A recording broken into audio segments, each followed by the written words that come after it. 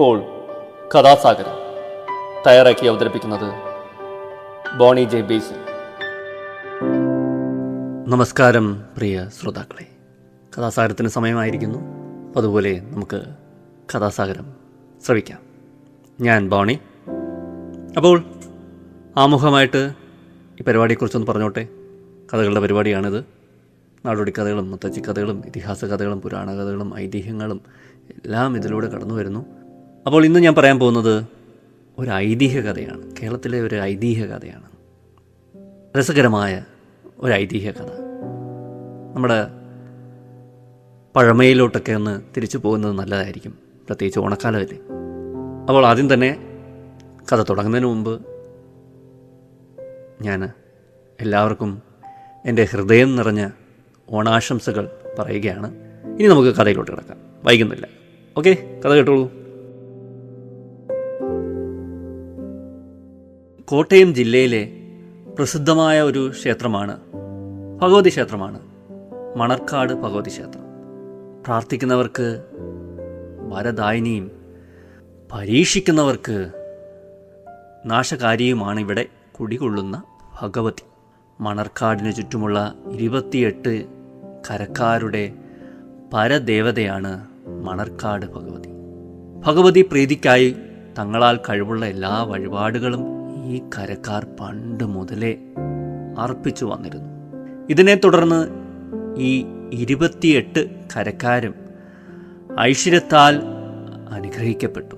ഐശ്വര്യം വന്നു ചേർന്നപ്പോൾ പലരുടെയും മട്ടുമാറി. ഭഗവതിയോടുള്ള പ്രീതി അവർക്ക് കുറഞ്ഞു. പകരം തങ്ങളുടെ ഐശ്വര്യവും പ്രൗഢിയും കാണിക്കാനുള്ള ഈ വേദിയായി മണർക്കാട് ക്ഷേത്രത്തിലെ ഉത്സവം പരിണമിച്ചു.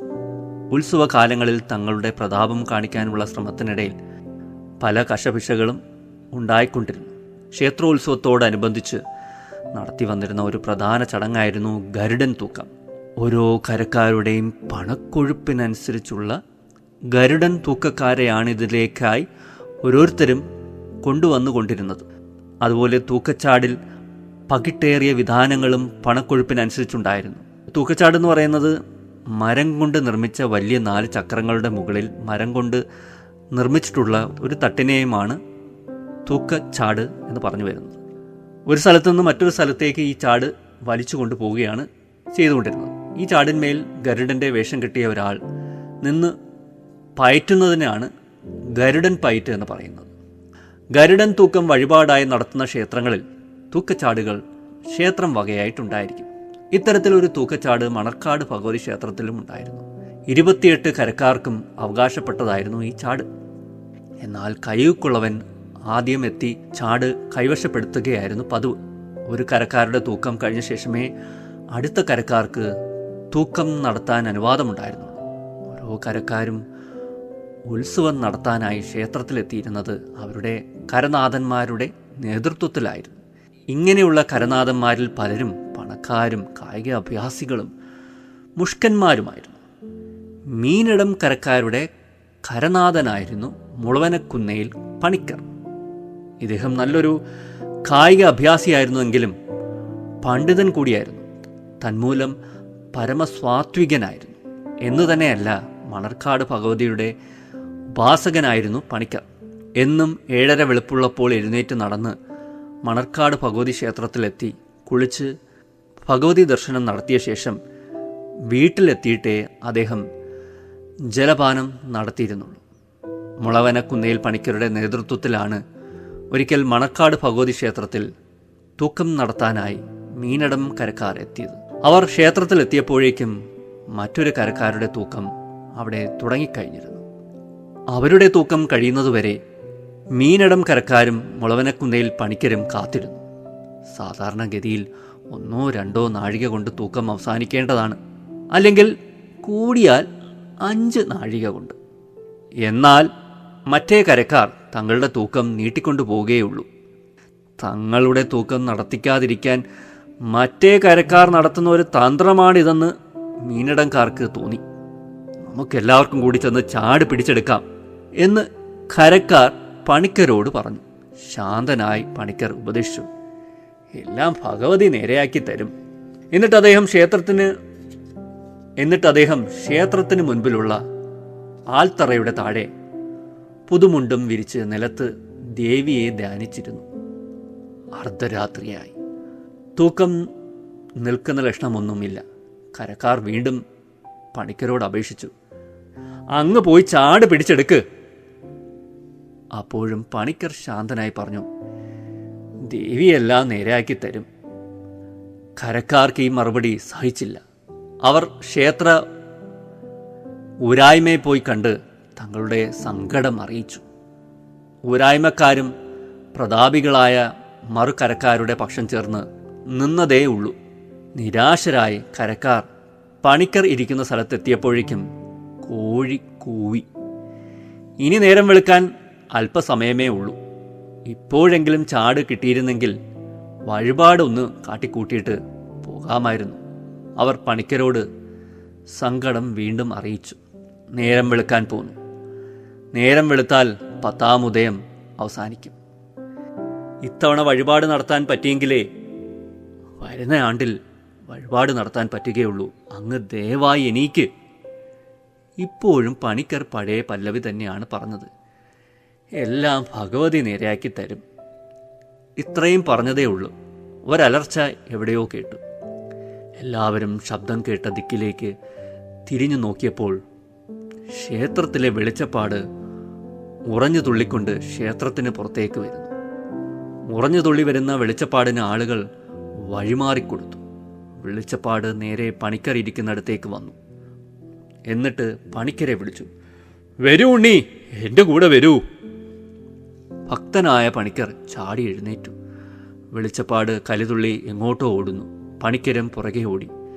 മീനടം കരക്കാരും അതിൻ്റെ പുറകെ ഓടി. ആളുകൾ ഇത് കണ്ട് അത്ഭുതപ്പെട്ടു നിന്നു.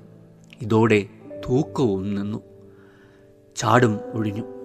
വെളിച്ചപ്പാട് ഓടി ഓടി ഒരു കുന്നിൻ നെറുകയിലേക്ക് ഓടിക്കയറിയപ്പോൾ നേരവും വെളുത്തു. കുന്നിൻ്റെ നെറുകയിൽ തൻ്റെ വാള് കുത്തി നിർത്തിയിട്ട് വെളിച്ചപ്പാട് പറഞ്ഞു, ഞാനിവിടെയുണ്ട്, ഇനി നിങ്ങളിങ്ങോട്ട് വരണ്ട. ഇത്രയും പറഞ്ഞിട്ട് വെളിച്ചപ്പാട് തിരിച്ചോടി. വെളിച്ചപ്പാട് വാള് കുത്തിയ സ്ഥലത്ത് അപ്പോൾ തന്നെ പണിക്കരും അനുയായികളും കൂടി ഒരു പന്തൽ കെട്ടി. അന്ന് തന്നെ പൂജയും തുടങ്ങി. പിന്നീട് ക്ഷേത്രം പണിത് ബിംബപ്രതിഷ്ഠയും നടത്തി. ഇതാണ് പിൽക്കാലത്ത് പ്രസിദ്ധമായി തീർന്ന മീനടം ഭഗവതി ക്ഷേത്രം. അപ്പോൾ ഇത്രയുമാണ് കഥ. വളരെ ചെറിയൊരു കഥ അല്ലേ, ഒരു ഐതിഹ്യ കഥയാണ്. ഐതിഹ്യ മഞ്ചരി എന്ന് പറഞ്ഞ പുസ്തകത്തിൽ നിന്നെടുത്താണ്. ചിലങ്ങാട്ട് ഗോപാലകൃഷ്ണൻ രചിച്ച പുസ്തകമാണിത്. അതിലെ ഒരു ഐതിഹ്യമാണ് ഞാനിപ്പോൾ നിങ്ങൾക്ക് പറഞ്ഞു കേൾപ്പിച്ചത്.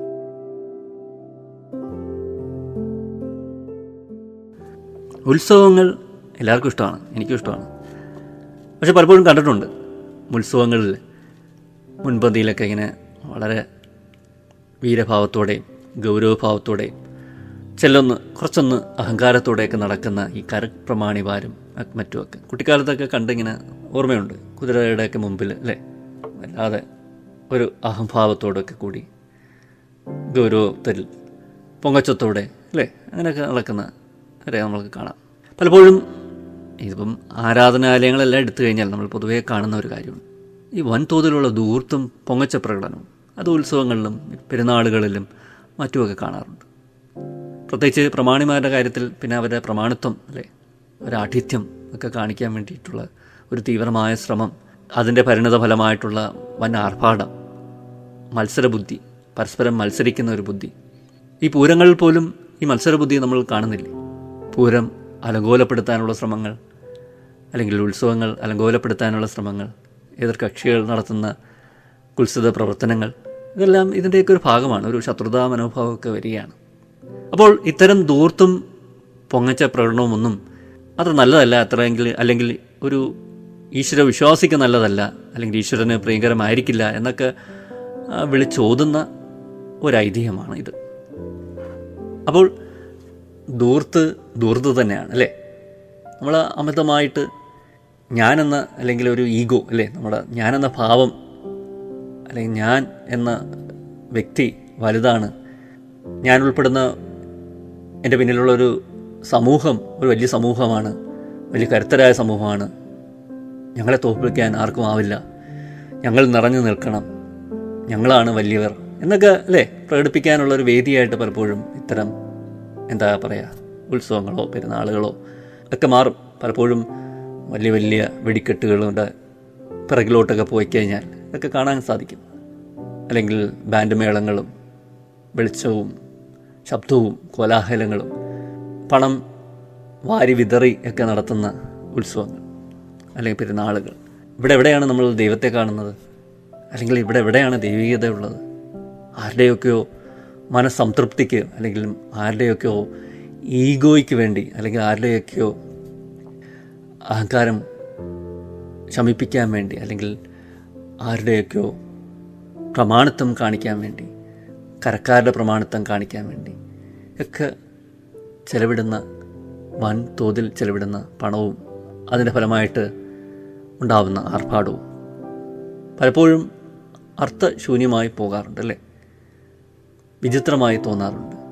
യഥാർത്ഥത്തിൽ എന്തിനാണിതൊക്കെ എന്ന് തോന്നിപ്പോകാറുണ്ട്.